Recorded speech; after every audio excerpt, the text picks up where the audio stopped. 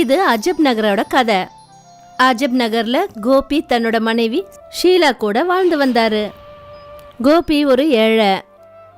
தன்னோட மனைவி ஷீலா கூட கூலி வேலை செய்யறவரு. கோபியும் ஷீலாவும் நாள் முழுக்க பாறையில கல் உடைக்கிற வேலையை 2 பேரும் பார்த்துட்டு இருந்தாங்க. அப்புறம் ராத்திரி வீட்டுக்கு வந்து சாப்பிட்டு முடிச்சுட்டு தூங்கிடுவாங்க. ஒரு நாள் கோபியும் ஷீலாவும் பாறைக்கு போயிட்டு இருக்கும்போது அப்ப ஷீலா கோபி கிட்ட என்ன சொன்னான்னா, இன்னைக்கு நான் ரொம்ப பலகீனமா இருக்காம தெரியுது. நடக்கிறதுக்கு கூட என்னால முடியல. நைட் ஷிஃப்ட் செய்யறதுனால தான் இப்படி எல்லாம் ஆகுதுன்னு நினைக்கிறேன். கோபியும் ஷீலாவும் பாறைக்கு போனாங்க. அப்புறம் கல் உடைக்க ஆரம்பிச்சாங்க. இப்படி கல் உடைச்சிட்டு இருக்கும்போது ஷீலா திடீர்னு கீழே விழுந்துட்டா. கோபி ஷீலாவை நோக்கி ஓடினான். தண்ணியை கொடுத்து ஷீலாவுக்கு மயக்கம் தெளிய வச்சான். ஷீலாவுக்கு மயக்கம் தெளிஞ்ச உடனே சூப்பர்வைசர் சொன்னாரு, இங்க பாருப்பா கோபி, இவளை ஹாஸ்பிட்டல் கூட்டிட்டு போ. இந்த பணம். சூப்பர்வைசர் கிட்ட பணத்தை வாங்கிக்கிட்டு கோபி கவர்மெண்ட் ஹாஸ்பிட்டலுக்கு வந்தான். ஷீலாவை செக்அப் பண்ணிட்டு டாக்டர் சொன்னாங்க, ரத்த குறைவால தான் ரொம்ப பலவீனமா இருக்காங்க. இவங்களுக்கு ரத்தம் ஏத்தணும். இதுக்கு செலவு அதிகமாகும் இல்லைங்க? ஆமா, இருந்தாலும் ரத்தம் கொடுக்கணுமே. இதுக்கு வேற ஏதாவது வைத்தியம் இருக்குங்களா? ரத்தம் ஏத்த விரும்பலன்னா தினமும் இவங்களுக்கு தக்காளி ஜூஸ் கொடுங்க. தக்காளி ஜூஸா? தக்காளியோட விலை மார்க்கெட்ல ஜாஸ்தியாச்சே. அதை நீங்க பாத்துக்கோங்க, என் வேலையை நான் முடிச்சிட்டேன். கோபி ஷீலாவை வீட்டுக்கு கூட்டிட்டு வந்தான். அவளை தூங்க வச்சுட்டு தக்காளியை தேடி போக ஆரம்பிச்சான். என்கிட்ட பணம் இல்ல. பணம் இல்லைன்னா தக்காளியும் இல்ல. தக்காளியோட சேர்த்து சேர்த்து விவசாயம் வந்து போறோம். இப்படி போயிட்டு இருக்கும்போது கோபி யோசிச்சுட்டு தான் இருந்தான். அப்பதான் அவனுடைய பார்வை வட்டிக்கடைக்கார வீட்டுக்கிட்ட இருந்த ஒரு குப்பை தொட்டி மேல பட்டுச்சு. குப்பை தொட்டியில ஒரு கெட்டு போன தக்காளி இருந்துச்சு. யார்கிட்டயாவது பிச்சை எடுக்கிறதுக்கு பதிலா தக்காளியில இருக்கிற விதையை எடுத்து விதைச்சு விடலாம். கொஞ்ச நாள் ஆகும் தான், ஆனா நமக்கு சொந்தமான தக்காளி கிடைக்கும்ல. கோபி கெட்டு போன தக்காளியை வீட்டுக்கு எடுத்துட்டு வந்தான். அப்புறம் தக்காளியில இருக்கிற விதைய வீட்டுக்கு எதிரில் போட்டுட்டு தூங்கிட்டான். பாதி ராத்திரி இருக்கும். திடீர்னு பூமியெல்லாம் ஆட ஆரம்பிச்சுது. அப்புறம் கோபி ஷீலாவோட தூக்கம் போயிடுச்சு. என்னங்க பூகம்பம் வந்துருச்சுன்னு நினைக்கிறேன். பூகம்பெல்லாம் எதுவும் இல்ல. மலையில வெடி வச்சிருப்பாங்க. பேசாம தூங்கு. காலையில ஆயிடுச்சு. கோபி வீட்டை விட்டு வெளியே வந்தான். வெளியே வந்ததுமே அவன் என்ன பார்த்தான்னா, அவன் வீட்டுக்கு எதிர்க்க ஒரு விசாலமான தக்காளி இருந்துச்சு. அது ஏதோ மலை மாதிரி இருந்துச்சு. கோபிக்கு தன்னோட கண்ணையே நம்ப முடியாம போயிடுச்சு. அவன் சத்தம் போட்டு ஷீலாவை கூப்பிட்டான். ஷீலாவும் வெளியே வந்தா. ஷீலா அந்த தக்காளியை பார்த்து அதிர்ச்சியாகி நின்னுட்டா. நேத்து தான் விதைய விதைச்சிங்க, அதுக்குள்ள இவ்ளோ பெரிய தக்காளியா? இப்போ அது புரிஞ்சுதா ஷீலா? நேத்து ராத்திரி பூகம்பமும் வரல, மலையில வெடியும் வெடிக்கல. இந்த தக்காளி பூமியில விழுந்ததுனால தான் அந்த ஆட்டம் ஆடுச்சு. அதுக்குள்ள இந்த விஷயம் அஜம் நகர் பூரா பரவிடுச்சு. அந்த மலை மாதிரி இருக்கிற தக்காளியை பார்க்க ஜனங்க கூட்ட கூட்டமா வந்தாங்க. கோபி கையில கத்திய வச்சு அந்த தக்காளிய வெட்டினான். கையில இருந்த கத்தியே உடைஞ்சிருச்சு. அடேங்கப்பா, இந்த தக்காளி ரொம்ப சக்தி வாய்ந்ததா இருக்கு. இப்ப ஜூஸ் எப்படிங்க எடுக்கிறது? அப்பதான் சூப்பர்வைசர் அந்த இடத்துக்கு வந்தாரு. அந்த தக்காளிய பார்த்ததும் சூப்பர்வைசரும் அதிர்ச்சியாய் நின்னாரு. முதலாளி, இன்னைக்கு எங்களால வேலைக்கு வர முடியாது. நாங்க இந்த தக்காளி இருந்து ஜூஸ் எடுக்கணும். இங்க பாரு கோபி, நான் ஷீலாவோட நிலைமையை விசாரிக்க தான் இங்க வந்தேன். ஆனா இந்த தக்காளியை பார்த்ததும் என் நிலைமையும் ரொம்ப மோசமாயிடுச்சுப்பா. நீ தக்காளி ஜூஸ் எடுத்தியா இல்லையா? எப்படி எடுக்கிறது முதலாளி? இந்த தக்காளி ரொம்ப ஸ்ட்ராங்கா இருக்கிறதுனால கத்தி கூட வேலை செய்ய மாட்டேங்குது. கத்தியை வச்சு ஒன்றும் பண்ண முடியாது. நான் நம்ம பாறையில இருந்து tankers, machines, borewell, water pump எடுத்துட்டு வரேன். போர்வெல் மெஷினை வச்சு இதை நம்ம ட்ரில் பண்ணுவோம். அப்புறம் வாட்டர் பம்ப் மூலமா ஜூஸ் எல்லாத்தையும் டேங்கர்ல நிரப்புவோம். அதுக்கப்புறம் என்ன, சூப்பர்வைசர் உடனே போனை போட்டாரு. அங்க எல்லா சாமானும் வந்துடுச்சு. போர்வெல் மெஷினை தக்காளியில செலுத்தினாங்க. அப்புறம் தக்காளிய ட்ரில் பண்ணாங்க. அப்புறம் தக்காளியில இருந்த ஹோல்ல வாட்டர் பம்பை போட்டாங்க. அப்புறம் பைப்பை டேங்கர்ல போட்டுட்டாங்க. பம்பை ஸ்டார்ட் பண்ணதும் தக்காளியில இருந்த எல்லா ஜூஸும் டேங்கர்ஸ்ல கொட்ட ஆரம்பிச்சுது. பார்த்துட்டு இருக்கும் போதே 20 டேங்கர்ஸ் ஃபுல் ஆயிடுச்சு. அப்புறம் தக்காளி சுருங்கி போய் மண்ணுல உட்காந்துடுச்சு. 20 டேங்கர் ஜூஸ் எடுத்துருக்கோம் கோபி. இத கேட்டு கோபி அதிர்ந்து போயிட்டாரு. ஷீலா தக்காளி ஜூஸை வாழ்நாள் பூராவும் குடிச்சாலும் ஒரு டேங்கர் குறையாது. அப்புறம் இந்த 20 டேங்கர் ஜூஸை என்ன பண்றது? நீ கவலைப்படாத, அதுக்கான எல்லா ஏற்பாட்டையும் நான் பண்ணிட்டேன். சூப்பர்வைசர் பேசி முடிச்ச உடனேயே ஒரு கம்பெனியை சேர்ந்த ஆபீசர்ஸ் அந்த இடத்துக்கு வந்தாங்க. அவங்க என்ன சொன்னாங்கன்னா, மிஸ்டர் கோபி, நாங்க நல்லன் சாஸ் கம்பெனில இருந்து வந்திருக்கோம். எங்க கம்பெனி தக்காளி சாஸ் பண்ணோம். அதுக்கு எங்களுக்கு தக்காளி ஜூஸ் வேணும். உங்க எல்லா டேங்கர்ஸையும் நாங்க வாங்கிக்கிறோம். தெரியுமா கோபி, இவங்க 20 டேங்கருக்கு எவ்வளவு பணம் கொடுக்க போறாங்கன்னு? மொத்தமா 5 கோடி. இதை கேட்டதும் ஷீலாவுக்கும் கோபிக்கும் தலை சுத்த ஆரம்பிச்சிடுச்சு. இது நல்ல விஷயம்தான். ஆனா எல்லா ஜூஸையும் நீங்க கொண்டு போயிட்டீங்கன்னா அப்புறம் என் ஷீலா என்ன குடிப்பா? என்ன சார் கிண்டல் பண்றீங்க? உங்களுக்கு எவ்வளவு ஜூஸ் வேணுமோ நீங்க வச்சுக்கோங்க. இந்தாங்க, முதல்ல இந்த 5 கோடி ரூபாய் செக்கை வாங்கிக்கோங்க. இப்படி சொல்லிட்டு ஆபீசர்ஸ் ஷீலா அப்புறம் கோபி கையில 5 கோடி ரூபாய்க்கான செக்கை கொடுத்தாங்க. இந்த மாதிரி தான் விசாலமான தக்காளி ஜூஸ்னால ஷீலா அப்புறம் கோபியோட காஞ்சி போன வாழ்க்கைக்கு சுவையையும் கலர்ஃபுல்லையும் கொடுத்துச்சு. கவிதா அப்புறம் கிஷனோட வீட்டுக்கு வெளியில அவங்களுக்குன்னு ஒரு சின்ன நிலம் இருந்தது. அதுல கிஷன் தக்காளி தோட்டம் போட்டிருந்தாரு. என்னங்க, கொஞ்சம் சாப்பிடதான் வாங்கல. வரேன். தக்காளி செடிக்கு இங்க தண்ணி பாய்ச்சறேன். கிஷன் சாப்பிடறதுக்கு வீட்டுக்கு வந்த போது, எவ்வளவு நேரமா தான் உங்களை கூப்பிடுறது? இப்ப பாருங்க, சாப்பாடெல்லாம் ஆறி போச்சு. என்னையும் என்ன பண்ண சொல்ற? தக்காளி செடிங்களுக்கெல்லாம் நான் தண்ணி ஊத்தலைன்னா அதுங்கெல்லாம் சரியா எப்படி வளரும் சொல்ல? சரி சரி, சீக்கிரம் சாப்பாடு போடு. தக்காளி வாங்கறதுக்கு வியாபாரிங்க வர போறாங்க. சரிங்க சரி. கவிதா கிஷனுக்கு சாப்பாடு பரிமாறினான். அப்புறம் கிஷன் சாப்பாடு சாப்பிட ஆரம்பிச்சாரு. அவர் சாப்பிட்டு முடிக்கிற நேரத்துல ஒரு வியாபாரி அங்க வந்தாரு. கிஷன், இதோ வந்துட்டேன். இந்த தடவை மண்டி கொஞ்சம் மந்தமா இருக்கு. இந்த தடவை தக்காளிக்கு கிலோ 15 ரூபான்னு தான் கொடுக்க முடியும்பா. இது ரொம்ப குறைவா இருக்குதுன்னு. இங்க பாருப்பா, இதுதான் விலை. எதுக்கும் ஒரு வாட்டி யோசிச்சுக்க. ஆனா நகரத்து மார்க்கெட்ல 1 கிலோ தக்காளி 30 ரூபான்னு விக்குது. ஆனா சில சமயம் பஜார்ல கொண்டு போய் விக்கிறதுனால நஷ்டமும் ஏற்படும்ல. எத்தனையோ தக்காளி அடிபட்டு போகுது. அதை யாராவது வாங்குறாங்களா என்ன? அப்புறம் தக்காளி விக்கிறதுக்காக வேலைக்கு ஆள் நிக்க வைக்கிறோம்ல, அவனுக்கு கூலி கொடுக்கணும்ல. நிறைய செலவு இருக்கு கிஷன் தம்பி, அதெல்லாம் உனக்கு தெரியாது. ஆனா அண்ணன் 15 ரூபா விலை ரொம்ப குறைவா இருக்குன்னு. இங்க பாருப்பா, அதிகமானா ஒரு 2 ரூபாய் எடுத்து 17 ரூபாயா கொடுக்க முடியும். எல்லாம் ஒத்து வந்தா நீ கொடு. கிஷனுக்கு ஏமாற்றம் ஆயிடுச்சு. ஆனா அவன் தக்காளிகளை வித்துதான் ஆகணும். சரிங்கண்ணா, அதையே கொடுங்க. எத்தனை கிலோ தக்காளி இருக்கு? ஒரு 200 கிலோ இருக்கு. சரிப்பா, கிலோ 17 ரூபா மேடின்னு போட்டா மொத்தமா 3400 ரூபா வருது. இந்தாப்பா. ரொம்ப நன்றி அண்ணா. அந்த வியாபாரி தக்காளி எல்லாத்தையும் வாங்கிக்கிட்டு கிளம்பினாரு. அப்புறம் கிஷன் கொஞ்சம் வேதனையோட வீட்டுக்கு வந்தாரு. என்னாச்சு? சரியான விலை கிடைக்கலையா? நகரத்துல எல்லாம் 1 கிலோ தக்காளி 30 ரூபான்னு விக்கிறாங்க. ஆனா நமக்கு 17 ரூபா தான் கிடைக்குது. இது ரொம்பவே அநியாயம். ஆனா இந்த தக்காளியை நம்ம விக்கலன்னா அந்த தக்காளி எல்லாம் நாசமா போயிடும். நீங்களே நகரத்துக்கு போய் தக்காளியை வித்துட்டு வரலாம்ல. அப்புறம் நான் நகரத்துக்கு போய் தக்காளி விற்க போனா இங்க யாரு வயலை பாத்துக்கிறத? இனிமே அதெல்லாம் நான் பாத்துக்கிறேன். ஆனா எப்படி?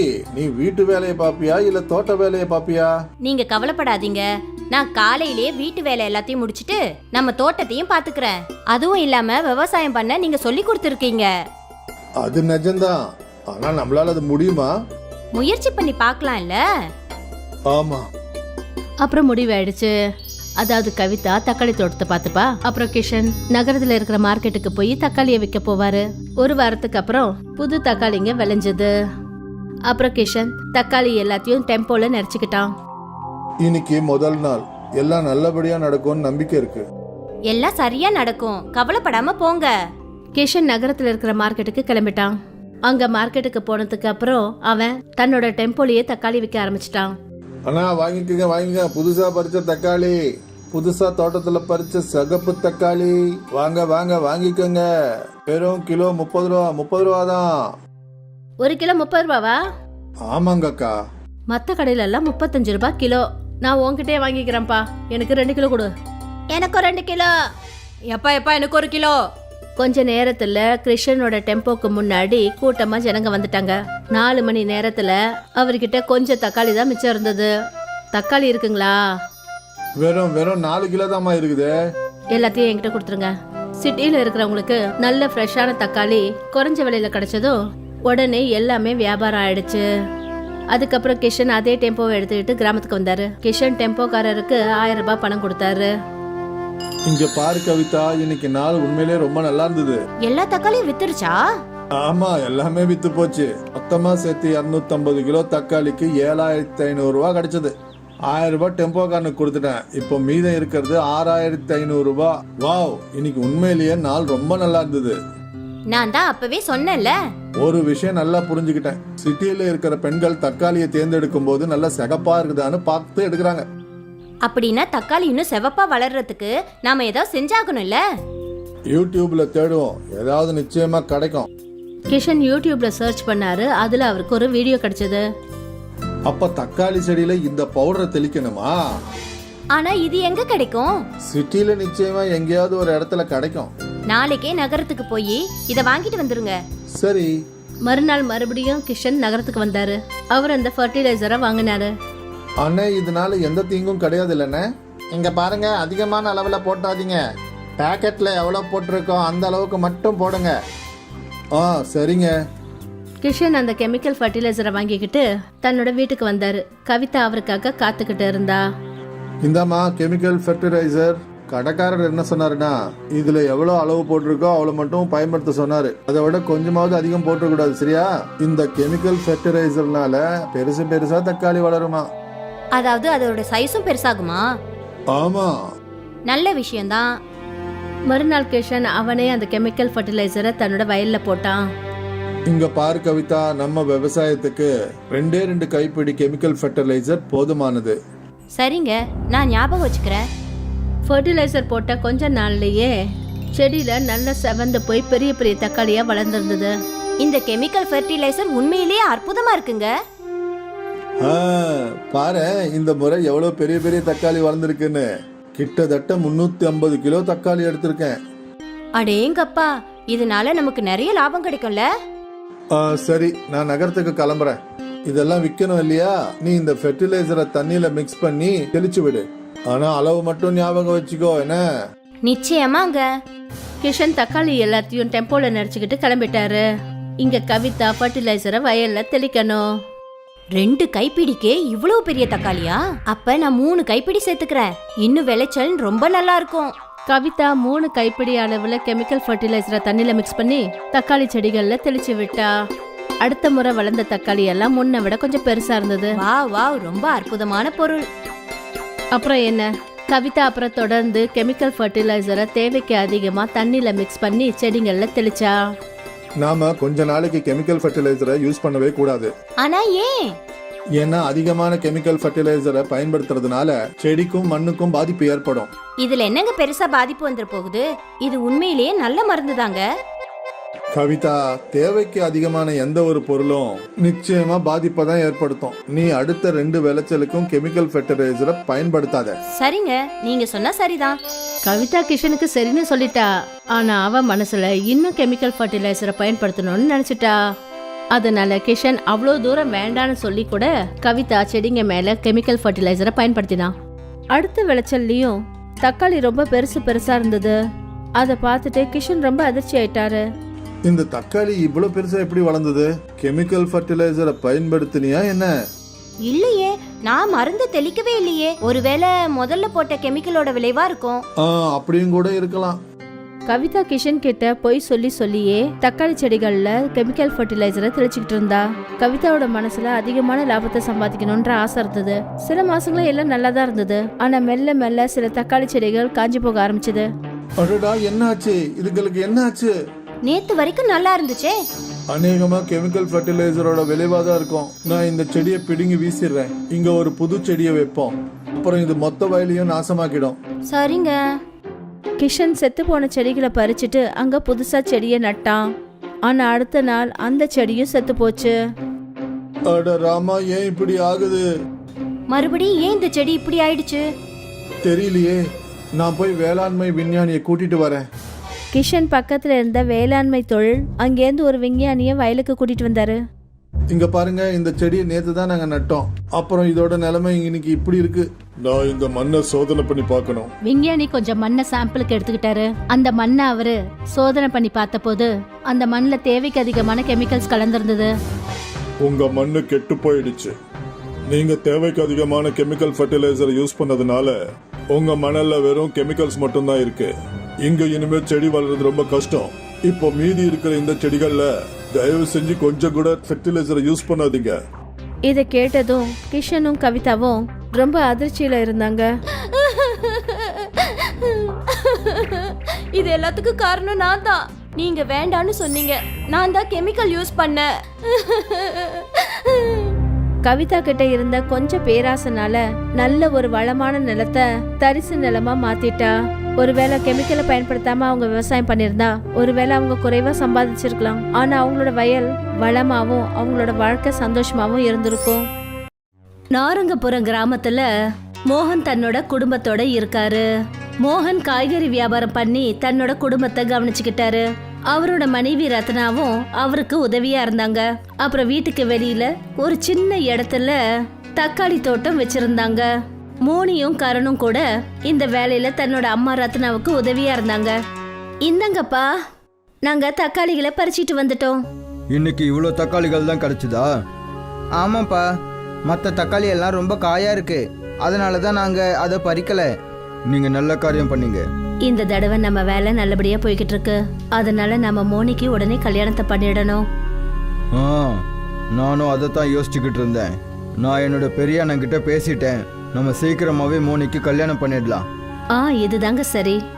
மோகனும் காய்கறி வண்டியில எல்லாத்தையும் எடுத்து வச்சுக்கிட்டு காய்கறி வியாபாரம் பண்ண போயிட்டாரு.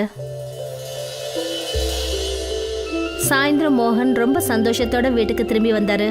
அப்பதான் ரத்னா கேட்டா, என்னங்க ஆச்சு, இன்னைக்கு ரொம்ப சந்தோஷமா இருக்கீங்க? அட ஆமா, இது ரொம்பவே சந்தோஷமான விஷயம்தான். என்ன ஆச்சு சொல்லுங்களேன். கிலோ 10 ரூபாய்க்கு விற்க வேண்டிய தக்காளி இன்னைக்கு 100 ரூபாய்க்கு வித்துச்சு. என்ன, நிஜமாவா? இன்னைக்கு நான் மொத்த தக்காளியையும் 10 மடங்கு அதிக விலைக்கு வித்துட்டேன்.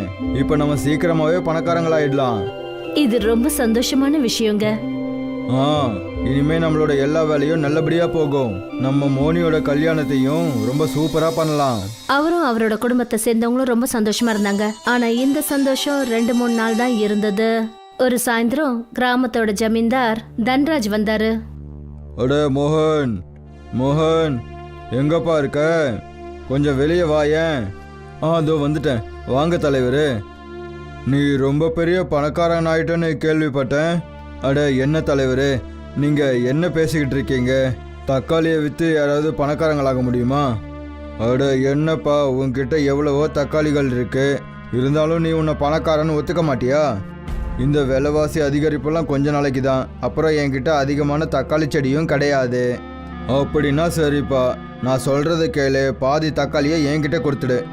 நீங்கள் இவ்வளோ பெரிய ஆள் இருந்தாலும் எதுக்காக ஏழைங்களோட வயிற்றுல இப்படி அடிக்கிறீங்க? தேவையில்லாமல் பேசாத, அப்புறம் என்னோட வேற முகத்தை நீ பார்ப்ப. நீங்கள் என்கிட்ட இருந்து தக்காளியை வாங்குறதுக்காக என்ன மிரட்டுறீங்களா? இந்த தக்காளிகள் ஒன்றும் சாதாரணமானது கிடையாது. அதை பற்றி உனக்கு புரிய வச்சாதான் தெரியும்னு நினைக்கிறேன்.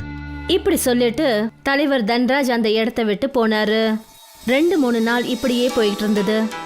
போங்க பசங்களா, வயலில் போய் தக்காளிகளை பறிச்சுட்டு வாங்க. நானும் போய் காய்கறி வண்டியை தயார் பண்ணுறேன். ஆனா பாவம், அவங்க போய் பார்த்தபோது 2 பேரும் ரொம்ப அதிர்ச்சி ஆயிட்டாங்க. ஏன்னா தோட்டத்துல தக்காளியே கிடையாது, அந்த செடிங்களையும் காணோம். 2 பேரும் வீட்டுக்கு வந்தாங்க. அப்புறம் அவங்க அப்பா கிட்ட சொன்னாங்க, அப்பா அப்பா கொஞ்சம் சீக்கிரம் வாங்க. என்னாச்சு? நீங்க 2 பேரும் எதுக்காக பயந்து போயிருக்கீங்க? அப்பா, தோட்டத்துல ஒரு தக்காளியை கூட காணோம். என்ன? இது எப்படி நடந்தது? அங்க போய் பார்த்தபோது அந்த வயல் முழுக்க காலியா இருந்தது. இதெல்லாம் அந்த தலைவர் பண்ண காரியமா தான் இருக்கும். அந்த மனுஷன் தான் நம்மளுடைய சின்ன விவசாயத்தை கெடுத்துட்டான். இதை நம்பித்தான் நாம வயிற்று பொழப்ப நடத்திக்கிட்டு இருந்தோம். ஆனா அத அவனால தாங்கிக்கவே முடியல போல இருக்கு.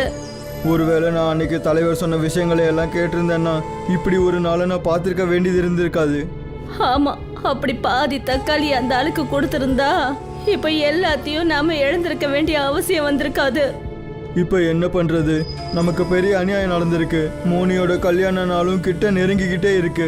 நம்ம இவளோட கல்யாணத்தை எப்படி அப்புறம் எங்க பண்ணி வைக்கிறது? இப்ப அழுறதுனால எந்த ஒரு பிரயோஜனமும் இல்ல. என்ன நடக்கணுமோ அது நடந்துடுச்சு. ஆமாங்கப்பா, இனிமே நடக்க போற விஷயங்களை பத்தி நாம யோசிப்போம். அப்பா, நீங்க தான் சொல்லுவீங்கல்ல, நம்ம கையில இருக்கிறத யாராலையும் பறிச்சுக்க முடியும், ஆனா நம்மளோட விதியை யாராலையும் பறிக்க முடியாதுப்பா. அந்த குடும்பமே வீட்டுக்கு வந்தது. தலைவர் தன்னோட வீட்டுல ரொம்ப சந்தோஷத்தோட வலம் வந்துட்டு இருந்தாரு. அப்பதான் அவரோட மனைவி வந்து கேட்டாங்க, ஆமா என்னங்காச்சு, இன்னைக்கு நாள் முழுக்க பறவைங்க மாதிரி பறந்துகிட்டே இருக்கீங்க. இன்னைக்கு விஷயமே ரொம்ப சந்தோஷமானது. புதிரெல்லாம் போடாதீங்க. முதல்ல என்ன விஷயம்னு சொல்லுங்க. ஒரு தடவை நீ ஸ்டோர் ரூம்ல போய் பாரேன்.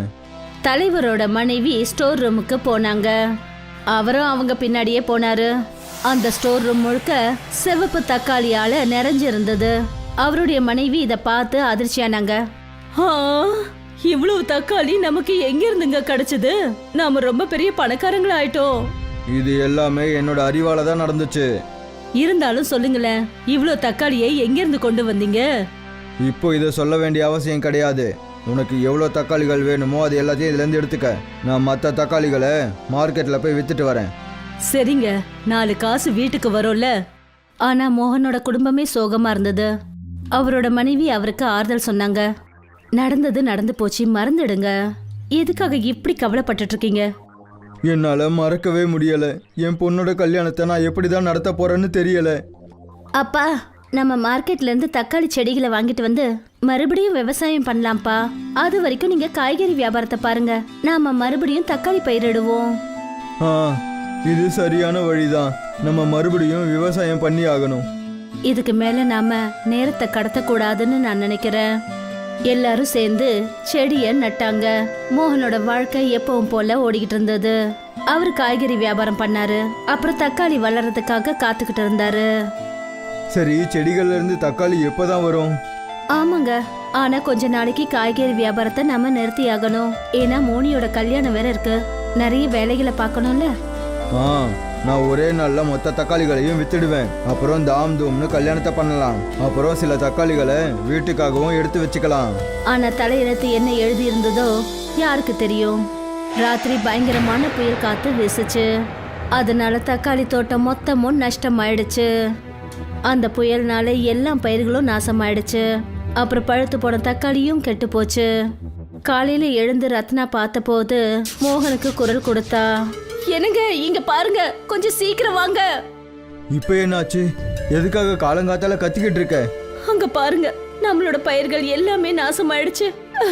நாம மோசம் போயிட்டோங்க. ஏய் ஈஸ்வரா, எதுக்காக இப்படி எல்லாம் பண்ணிட்டு இருக்கீங்க? மறுபடியும் மறுபடியும் ஏழைகளுக்கு எதுக்காக கஷ்டத்தை கொடுக்குறீங்க? இனிமே என்ன நடக்கும்? நாங்க அப்படி என்னதான் பண்றது? அப்பா, இப்போ நம்ம என்ன பண்றது? கடவுளோட விருப்பம் என்னவோ அப்படிதான்ப்பா நடக்கும். எல்லாரும் ரொம்ப கவலையாயிட்டாங்க. அப்புறம் வீட்டுக்கு வந்தாங்க. நீங்க கவலைப்படாதீங்க, எல்லாம் சரியாயிடும். எதுவும் சரியாகாது. 2 நாள்ல மோனியோட கல்யாணம். இந்த தக்காளி மேல கொஞ்சம் நம்பிக்கை இருந்தது. ஆனா இப்ப நம்ம கையில பணத்துக்கு தட்டுப்பாடு வந்துருமேங்க. ஆ, எனக்கும் அதான் கவலையா இருக்கு. இப்போ என்னதான் நடக்கும்? அப்பதான் அவங்க வீட்டு வாசலுக்கு தலைவரோட மனைவி மேனகா வந்தாங்க. அவங்க சொன்னாங்க, மோனி எனக்கும் பொண்ணுதான். அதனால நீங்க கவலைப்பட வேண்டிய அவசியமே இல்லை. ஏன்னா அதான் நான் வந்துட்டேனே. நீங்க எங்களுடைய இந்த ஏழை வீட்டுக்கா? உங்களை விட பணக்காரங்க வேற யாரும் இல்ல. நீங்க தான் ரொம்ப பெரிய பணக்காரங்க. நான் உங்க முன்னாடி ரொம்ப சின்னவ. ஏன்னா என் புருஷன் உங்களுக்கு செஞ்ச துரோகம் இருக்கே, அது உங்க முன்னாடி என்ன தலைகுனிய வச்சிடுச்சு. தலைவர் அப்படி என்ன பண்ணிட்டாரு? அவர் உங்க வயல்ல இருந்த தக்காளி எல்லாத்தையும் திருடிட்டாரு. நாங்க சந்தேகப்பட்டது சரிதான். ஆமா, ஆனா எனக்கு இந்த விஷயம் தெரியாது. எனக்கு இன்னைக்கு தான் தெரிஞ்சது. இப்படி பேராசைப்படுறது ரொம்பவே தப்பான விஷயம். அதனால நானே இங்க வர வேண்டியதாயிடுச்சு. என்னாச்சு? எல்லாம் சரியா தானே இருக்கு? அவர் எவ்வளோ தக்காளியை திருடினாரோ அது எல்லாம் அழுகி போச்சு. உங்களுக்கு ஏற்பட்ட நஷ்டத்தை ஈடுகட்டுறதுக்காக நான் வந்திருக்கேன். ஆனா இதுல உங்க தப்பு எதுவும் கிடையாதே. இதுக்கான தண்டனைய நாங்க உங்க மேல சுமத்த முடியாதுங்க. இந்த கொஞ்சம் பணத்தை வச்சுக்கோங்க. மோனி எனக்கும் பொண்ணு மாதிரி. அவளோட கல்யாணத்தை நல்லபடியா நடத்துங்க. மோகனும் ரத்னாவும் வேண்டான்னு சொன்னதுக்கு அப்புறம் கூட மேனகா நஷ்டமானதுக்கான பணத்தை கொடுத்தாங்க. அப்புறம் மன்னிப்பு கேட்டுட்டு வீட்டுக்கு திரும்பி போனாங்க. இவங்க இருக்காங்களே, இவங்க ரொம்ப நல்லவங்க. ஆனா இவங்களோட புருஷன் இருக்காரு, ரொம்பவே கெட்டவரு. அந்த ஈஸ்வரன் நமக்கு உதவி செஞ்சிருக்காரு. இப்ப நம்ம மோனியோட கல்யாணத்தை நல்லபடியா நடத்தலாம். எல்லாரும் ரொம்ப சந்தோஷமானாங்க. இன்னைக்கு நிறைய காய்கறிகளை வித்துட்டு வரேன். அப்பதான் நாளைக்கு போக வேண்டியிருக்காது. ஆமா, நாளைக்கு கல்யாணம் இருக்கு. நீங்க நாளைக்கு எப்படி போவீங்க? மோனி கதவு வரைக்கும் போனா, அப்புறம் கத்தினா. அம்மா, அப்பா, கொஞ்சம் சீக்கிரம் வாங்களேன். இது என்ன ஒரு பெரிய அற்புதமா இருக்கே. 2 பேரும் வெளியே போய் பார்த்த போது ரொம்ப ஆச்சரியப்பட்டாங்க. அவங்களுடைய சின்ன வயல்ல தக்காளி மழை பெஞ்சிட்டு இருந்தது. அங்க அப்படியே நிறைய தக்காளி குவிஞ்சு போச்சு. அதை பார்த்துட்டு எல்லாரும் ரொம்ப சந்தோஷமானாங்க. எல்லாரும் சொல்றது சரிதான். ஈஸ்வரன் கொடுக்கும்போது கூரையை பிச்சுக்கிட்டு தான் கொடுப்பாராம். ஆமா, அந்த ஈஸ்வரன் நம்மளுடைய நேர்மையையும் தேவையை கவனத்துல வச்சுக்கிட்டு தக்காளி மழைய பெய்ய வச்சிருக்காரு. அப்பதான் அவங்க பின்னாடி திரும்பி பார்த்தாங்க. அப்ப வீட்லயும் தக்காளி மழை பெஞ்சுக்கிட்டு இருந்தது. மோகன் அந்த தக்காளி மொத்தத்தையும் மார்க்கெட்ல கொண்டு போய் வித்தாரு. மோகன் ஆயிரக்கணக்கில் தக்காளியை வித்து நல்லா சம்பாதிச்சிட்டாரு. தலைவருக்கு இந்த விஷயம் தெரிஞ்சதும் தான் செஞ்சது தப்புன்னு சொல்லி உணர்ந்தாரு. இனிமே திருடவே மாட்டேன்னு சத்தியம் பண்ணாரு. மறுநாள் மோனியோட கல்யாணம் நல்ல கோலாகலமா நடந்தது. மோகன் இப்ப பெரிய பணக்காரர் ஆயிட்டாரு. இப்ப எல்லாரும் ரொம்ப சந்தோஷமா இருந்தாங்க.